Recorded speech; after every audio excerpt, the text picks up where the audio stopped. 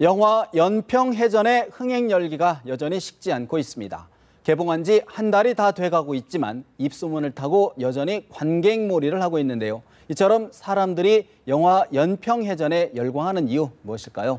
김원식 문화평론가 모셨습니다. 어서 오십시오. 네, 안녕하십니까. 지난 19일 기준으로 558만 명, 올해 네. 흥행 3위에 올랐다고 하는데 네. 흥행의 돌풍, 원인이 뭡니까? 네, 사실 처음엔 아무도 이렇게 예상을 하지 못했는데요. 그 이유는 이름 자체가 좀 딱딱합니다. 그렇기 때문에 좀 재미가 없지 않겠느냐 이런 소문이 있었는데 실제로 개봉을 해보니까 좀 다른 이제 상황이 펼쳐졌죠. 네. 물론 처음에는 집단 관람이 많았기 때문에 그걸 견인을 하고요. 그러면서 입소문이 나기 시작했는데요. 무엇보다도 휴먼 스토리가 많이 강조됐다는 점이 큰 특징이라고 볼 수가 있겠죠. 그래서 사실 아무래도 그 가족들이 혹은 다 같이 볼 수 있는 영화가 필요한데 그런 영화들이 사실 없었는데요. 최근에 터미네이터가 등장을 했지 않습니까? 근데 터미네이터를 같이 이렇게 다 공감하기에는 약간 한계성도 있고 특히 폭력적인 장면들이 많이 나오기 때문에 그런 맥락에서 좀 아쉽다라는 생각이 드는데요. 어쨌든 이 연평해전에 등장하는 병사들이 이름 없이 사라져가는 그 장면들이 굉장히 마음을 많이 자극을 했습니다. 왜냐하면 우리의 아들이기도 하고 또 우리의 형일 수도 있고 친구일 수도 있기 때문에 단지 그냥 전쟁 영화에 나오는 먼 그런 나라 사람이 아니고 우리 스스로일 수도 있다는 그런 점 때문에 특히 가족분들이 많이 봤던 그런 측면들도 주요하게 작용을 했다는 생각이 들고 그런 면에서 이제 또 6월을 맞이해서 또 안보를 생각했던 측면들이 같이 주요했다라고 볼 수가 있겠습니다. 아무래도 좀 전에 말씀드렸던 것처럼 저도 군대를 갔다 왔지만 우리는 거의 대부분의 남성들이 군대를 갔다 오니까 서로 이제 공감대가 있었지 않았나 그렇습니다. 이야기인데 사실 좀 이야기를 좀 들어보니까 제작 지연으로 주연 배우가 바뀌고 또 지연되고 등등 우여곡절이 많았다고 하는데 연평해전 어떤 영화입니까? 네, 이 연평해전은 일부 제작비가 이제 시민들의 모금으로 크라우드 펀딩이라고 얘기를 하는데요. 인터넷상을 통해서 어떤 특정 작품에 대해서 이제 지원을 하는 것인데 원래 기획 단계부터 한 7년 정도가 이제 시간이 걸렸죠. 7년씩이나. 예, 그래서 여러 가지 이제 논란이 있었던 그런 작품인데 내용을 보게 되면 2002년 6월 29일에 이 한일 월드컵이 이제 열리게 되는데 그때 한국과 터키의 3, 4위전이 이제 열렸었죠. 그래서 그때 당시에 이제 제2 연평해전이 이루게 되는데 이제 99년에 일단 서해대 교전, 그래서 그걸 제1 연평해전이라고 하는데 그 이후에 3년 만에 이제 다시 벌어졌던 해전인데 그때 이제 한일 월드컵 때문에 제대로 이제 인지가 못했던 측면이 있어요. 조명이 안 됐다. 예. 사실 이 영화에서도 이제 그 장병들이 영화를 많이 보면서 응원전을 펼치는 장면들이 나오거든요. 그래서 그만큼 한일 월드컵이 너무 이제 크게 부각이 되다 보니까 이때 일어났던 이 북한군에 의한 기습 공격에 의해서 이 참수리호가 격침되게 되는 그런 상황이 벌어졌는데 그런 것들이 제대로 알려지지 못한 점들을 이 영화가 전적으로 이제 보여주고 있기 때문에 아마 처음 그 내용들을 접하는 측면도 있기 때문에 좀 더 보는 분들이 새롭게 안 측면이 있다라고 이렇게 볼 수도 몰랐던 있을 부분들을 것입니다. 영화로 접하다 보니까 또 새롭게 그런 쪽이 생겼을 것이다. 아마 처음에 이제 그런 걸 기대하고 가신 분도 있다고 생각이 드는데요. 물론 이제 그런 상황들이 종합적으로 이렇게 제시된다기보다는 좀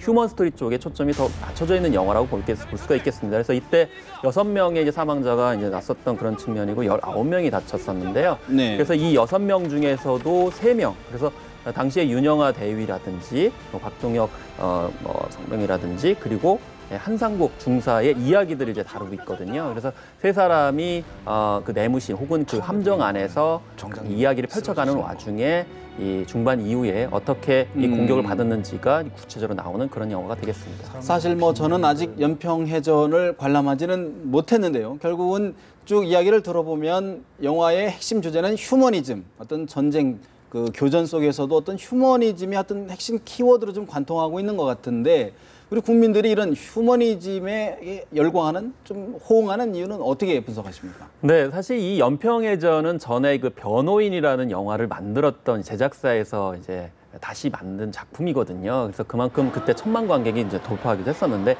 대체적으로 우리나라에서 흥행을 하려면 좀 휴머니즘을 다뤄야 되는데 그 중에서 이제 두 가지 유형이 있습니다. 하나는 온 가족이 함께 볼 수 있는 가족 코드가 이제 속합니다. 예를 들면 얼마 전에 크게 흥행을 했던 국제시장이 여기에 속할 수가 있겠죠. 그래서 많은 남성들도 같이 눈물을 흘렸던 작품이 이제 되겠는데요. 그리고 또 일정 정도 억울하거나 또 약간 보이지 않는 곳에 희생을 당한 사람들의 이야기, 숨겨진 이야기에 대해서 또 관심이 많습니다. 이걸 또 약자의 정서라고 이야기를 하게 되는데요. 예. 특히 이제 뭐 이 영화 같은 경우에도 안보 현장에서 그 아무도 잘 알아주지 않은 곳에도 이제 현장을 지키면서 희생이 돼갔던 측면들을 보여주고 있기 때문에 그런 점들이 좀 더 호응을 이제 보이고 있다고 하는데, 우리가 사실 역사적으로 그렇게 억울하고 좀 약자로서 당한 그런 사례들이 너무 많기 때문에, 그래서 우리 이제 국민들이, 한국인들이 대체적으로 이런 약자의 정서라든지 네. 억울한 이들의 그 이야기에 좀 더 많이 관심을 가지고 있고, 특히 봐줘야 된다. 이런 것들은 널리 같이 공유를 해야 된다라고 하는 그런 이제 인식들이 많기 때문에 좀 더 이런 영화들이 강세를 띈다라고 이렇게 볼 수가 있겠습니다.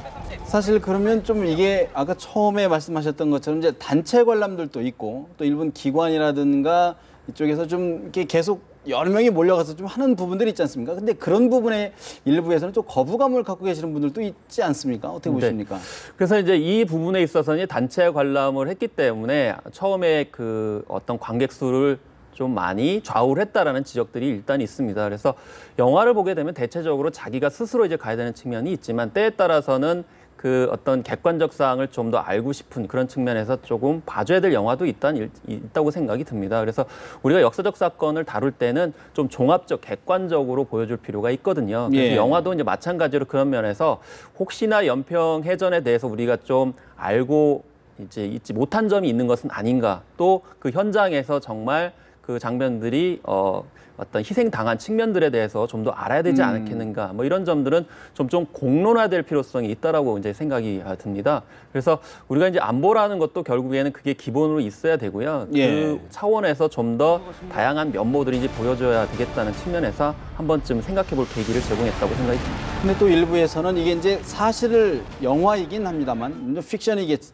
않습니까? 근데 사실을 하다 보니까 약간 사실과 좀 다른 부분도 있다. 또 여러 정보가, 당시의 교전 정보가 정확하게 제공되지 않은 상태이다 보니까 사실과 조금 다른 부분이 있는데 너무 좀 부풀려진 것 아니냐, 네. 이런 지각도 있거든요. 그래서 우리가 이제 영화 중에서도 이 역사적 사실이나 특히 이제 현대사와 관련돼서는 너무 이제 지나치게 휴먼 스토리만 강조하다 보면 이제 그런 문제점이 생길 수가 있겠습니다. 그래서 연평해전 같은 경우 당시에 이제 NLL을 둘러싼 남북한의 어떤 그 미묘한 긴장 관계 속에서 이제 벌어진 것인데요. 그렇기 때문에 NLL이 무엇인지, 그리고 남북한이 어떤 입장이 있는지, 그리고 그 가운데에서 어떤 작전을 펼쳤는지에 대해서 본격적으로 다뤄주는 것이 이 연평해전에서 희생당한 병사들의 참 의미들을 이제 부여해 주는 것이라고 저는 생각이 들거든요. 그래서 이 영화에서 이제 3명을 중심으로 하는 휴먼 스토리가 나다 보니까 그 현장에서 그런 이제 안보 이제 전투 현장에 있었던 자체가 어떤 의미가 있는지를 좀 크게 네. 보여주는 노력들이 좀 더 아쉽다라는 생각이 좀 들어서, 우리가 휴먼 스토리와 같이 결합해서 당시의 어떤 전체적인 상황들을 같이 보여주는 노력들이 정말 중요하다는 생각이 들고, 앞으로도 마찬가지라고 생각이 듭니다. 네. 역사적으로 중요한 사건일 경우에는 전체적인 어떤 큰 틀에서 보여주는 것이 그 당사자한테도 굉장히 도움이 되고 우리가 인식을 하는 데 있어서도 큰 의미가 있다고 저는 생각이 듭니다. 그러니까 그것이 자체가, 영화 자체가 사실일 수는 없지만 어떤 그 사실에 대한 공론화의 단초를 마련하는 데는 도움이 된다. 그런 말씀이 되시군요. 그렇습니다. 앞으로 전망은 어떨까요? 지금 개봉한 지가 좀 아까 석 달이 됐나요? 지금요? 네. 석 달 정도 됐는데 앞으로 흥행몰이 어떻게 전망하십니까? 근데 일단은 암초가 일단 생겼는데요. 어떤 암초가 그래서 이제 생겼습니까? 암살이라고 하는 영화가 이제 네. 개봉을 기다리고 있거든요. 지금 이제 예매율이 상당한 것으로 이제 보여지고 있는데, 이 암살이라는 영화도 이제 그 결과적으로는 항일 차원에서 이제 친일파들을 저격하는 그런 독립군의 이야기를 다루고 있거든요. 그것 자체도 이미 뭐 개인보다는 공동체, 나라를 생각하는 사람들의 그 의미들을 생각해 보는 것입니다. 물론 액션 영화이기 때문에 네. 오락적인 요소가 이제 많이 들어가겠죠. 그래서 네. 뭐 작년에 뭐 그 명량이 큰 흥행을 한 것도 결국에는 이 자기보다는 좀 더 큰 틀에서 나라와 어떤 사회를 생각하는 이순신 장군의 이야기를 보여줬거든요. 그래서 이 시대의 좀 리더십이라든지 또 자기를 좀 희생하고 좀 큰 틀에서 뭐 기여하는 사람들의 이야기들이 휴먼 스토리와 결합됐을 때 좀 더 이제 관객들이 더 많이 찾고 있지 않나, 그런 것들이 정치 리더십의 어떤 부재 차원에서 좀 부각되고 있는 것은 아닌지 좀 생각해 볼 수가 이제 있겠습니다. 사실 이제 본격적인 휴가철 들어가면 좀 많은 분들이 또 영화관을 찾기 때문에 네. 또 암살, 또 연평해전 흥행 성적 좀 더 지켜봐야겠습니다. 오늘 말씀 고맙습니다. 예, 감사합니다.